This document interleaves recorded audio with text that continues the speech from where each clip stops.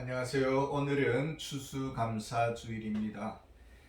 본문은 하박국서 3장의 말씀을 가지고 하나님으로 감사라는 제목으로 은혜를 나누고자 합니다.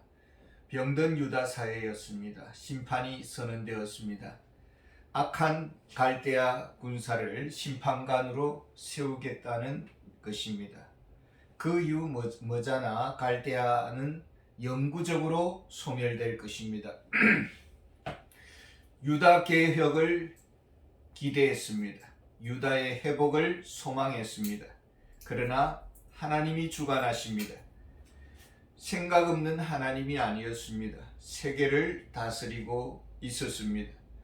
우주적인 통치자, 무서운 심판자, 크신 하나님, 우주를 주관하십니다. 개인과 국가와 국제 문제에 친히 다스리고 있습니다. 하박국은 알게 되었습니다. 자신의 영적 무지를 보았습니다.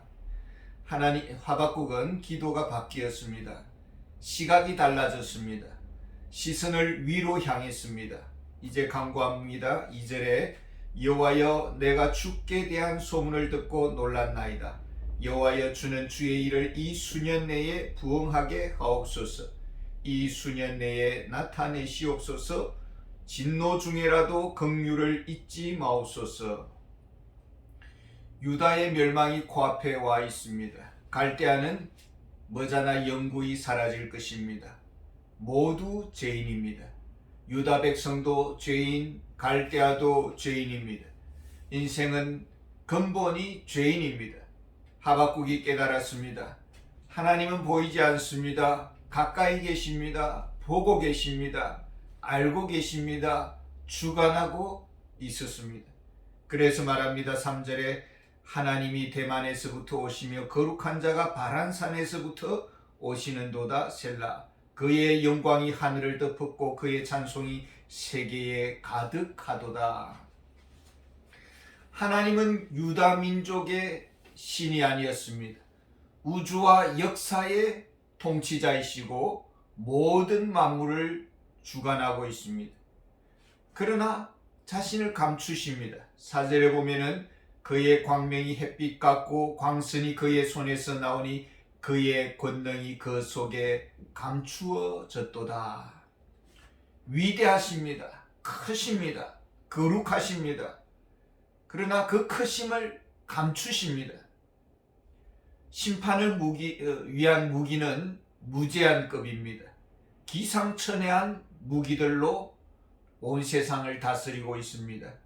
5절에 역병이 그 앞에서 행하며 불덩이가 그의 발밑에서 나오는도다. 요한계시록에 보면은 역병으로 인해서 수많은 사람들이 죽는다는 내용이 나옵니다. 어느 동물의 몸에서 코로나19 병균이 나왔다고들 말을 합니다. 그러나 그 배후에 하나님의 역사 아닌 것이 없습니다. 우연처럼 보입니다. 하나님이 다스리고 있습니다. 6절에 보면 그가 서신적 땅이 진동하며 그가 보신적 여러 나라가 전율하며 영원한 산이 무너지며 무궁한 작은 산이 엎드러지나니 그의 행하심이 예로부터 그러하시도다. 영원한 것은 없습니다. 모두가 무대에서 퇴장할 것입니다. 하나님이 작정하시면은 변경 불가입니다. 천조의 사우디 왕세자 갑부도 죽을 것이고 인생이 70이요 강건하면 80이면 이빨 빠진 호랑이입니다. 하나님은 보이지 않는다고 없는 것이 아닙니다. 전쟁하지도 못하는 무기력한 분이 아닙니다. 어떻게 싸우는지조차 모르는 무능한 분은 아닙니다. 하나님은 양반이라서 전쟁은 구경만 하십니까? 9절에 보면은 주께서 활을 꺼내시고 화살을 바로 쏘셨나이다. 셀라. 주께서 강들로 땅을 쪼개셨나이다. 우연히 죽는 줄 생각합니다. 우연이라는 것은 없습니다. 필연만 있을 뿐입니다. 하나님이 행하십니다. 안고 일어선 자고 깨어남 하나님이 하십니다. 신출기몰하십니다. 전쟁에 능하십니다. 전쟁 때마다 다윗은 하나님께 묻습니다. 어떻게 할까요? 전략과 전술의 전문가이신 하나님이십니다. 하나님이 개입하십니다. 은밀하게 모든 것을 주관하고 있습니다. 뒷방늙은이가 아닙니다. 일일이 나서십니다. 감나라 배나라 하십니다. 무엇 때문입니까? 13절에 주께서 주의 백성을 구원하시려고 기름 부은 받은 자를 구원하시려고 나오사 악인의 집에 머리를 치시며 그 기초를 바닥까지 드러내셨나이다. 셀라. 주의 백성 때문입니다. 의인을 위해서입니다. 하박국서 2장 4절에 보면은 의인은 그의 믿음으로 말미암아 살리라. 의인입니까? 주의 백성입니까? 구원받는 주의 대상입니까? 창세기 15장 6절에 보면은 아브라함이 여호와를 믿으니 여호와께서 이를 그의 의로 여기시고 했습니다. 하나님을 믿는 아브라함, 하나님의 말씀을 믿는 아브라함, 하나님은 약속하십니다. 창세기 12장 2절에 내가 너로 큰 민족을 이루고 내게 복을 주어 내 이름을 창대하게 하리니 너는 복이 될지라. 왜 환난이 왔습니까? 왜 하나님이 일하십니까? 왜 모든 일마다 개입하십니까? 주의 자녀들을 위해서입니다. 언약을 지키시는 하나님, 신실하신 하나님. 하나님의 언약은 영원하십니다. 영원히 보살피십니다. 하나님의 자녀를 영원히 구원하십니다. 이것이 하나님의 언약입니다. 환난의 목적이 무엇입니까? 죄를 끊어내는 성화 과정에 있습니다. 하나님의 사람으로, 믿음의 사람으로 하나님의 손길로 빚으시는 토기장이가 되시는 것이죠.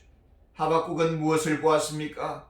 14절에 그들이 회오리 바람처럼 이르러 나를 흩으려 하며 가만히 가난한 자를 삼키는 길을 즐거워하나 오직 주께서 그들의 전사의 머리를 그들의 참으로 찌르셨나이다. 하나님이 개입하십니다.